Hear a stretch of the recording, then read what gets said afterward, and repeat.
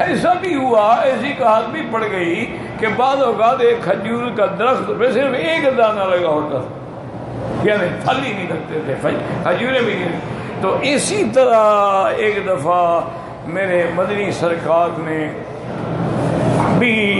جذبے میں اور جوش میں اور جلال میں آ کے مشرکین مکہ کے لیے بھی دعا کی تھی کہ اللہم علیہم سنین کسنی یوسف،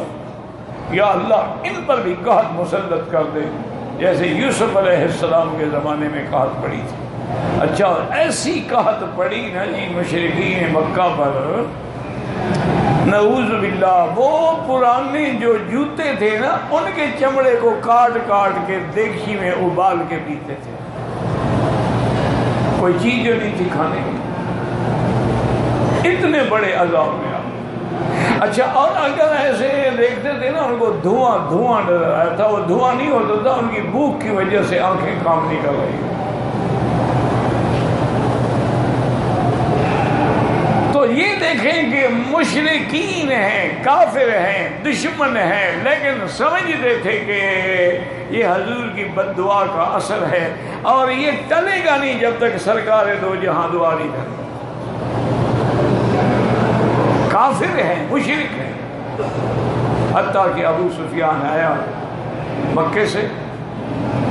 کافر تھا اس وقت، اسلام نہیں لایا تھا۔ ابو سفیان آیا مدینہ منورہ میں تو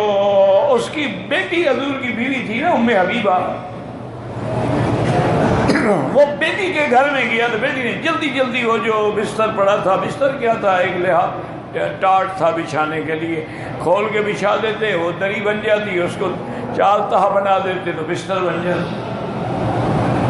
اس نے جلدی جلدی لپیٹا تو ابو سفیان کھڑا ہو کے دیکھ رہا تھا، انہوں نے کہا اچھا ام حبیبہ یہ چونکہ میرے بیٹھنے کے قابل نہیں ہے اس لیے اس کو لپیٹ رہی ہو تاکہ میرے لیے کوئی اچھا بستر ڈالو گی؟ ہم نے کہا نہیں نہیں، اس لیے ڈال رہی ہوں آدھا فراش رسول اللہ، یہ میرے مدنی کا بستر ہے اور تم پلید مشرک ہو، میں کیسے مشرک کو محمد مصطفیٰ کے بستر پہ بٹھا دوں؟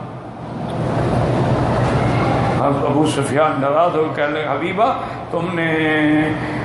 دین تو ہمارا چھوڑ دیا لیکن اخلاق بھی تم نے چھوڑ دیا، باپ کو یہ کہہ رہی ہے۔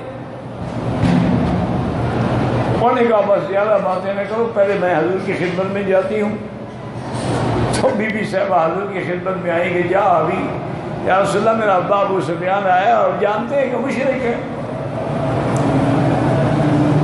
اب میرے لیے کیا حکم ہے؟ فرمایا اکرمی ابا کے، فرمایا جاؤ اپنے باپ کی عزت کرو، کافر ہے تو کیا ہوا، تمہارا تو باپ ہے نا، چاہے باپ کافر ہو، مشرک ہو، فاسق ہو، فاجر ہو، اولاد کی ذمہ داری ہے کہ اس کا احترام کرے۔ پھر بی بی نے آ کے اکرام کیا اور ابو سفیان آئے، حضور پاک مسجد میں بیٹھے تھے، آگے سلام کیا، تعلق تو تھا نا، حضور کا چاچا ہے، کوئی چھوٹا رشتہ تو نہیں ہے نا۔ آگے کہنے لگے یا رسول اللہ اب آپ خوش ہیں کہ مکے والے بھوکے مر جائیں؟ تم اپنے قبیلے کو، اپنی قوم کو، قریش سب کو بھوک میں اور قحط میں مارنا چاہتے ہو؟ مہربانی کر کے ایک تو اللہ سے دعا کریں کہ اللہ قحط اٹھائے اور دوسرا ہماری مدد بھی کریں۔ حضور صلی اللہ علیہ وسلم نے پھر مدد بھی فرمائی، تمام صحابہ سے کہا جتنا ہو سکتا ہے اکٹھا کر کے ابو سفیان کو دو، یہ خالی نہ جائے، اور اللہ سے بھی دعا کی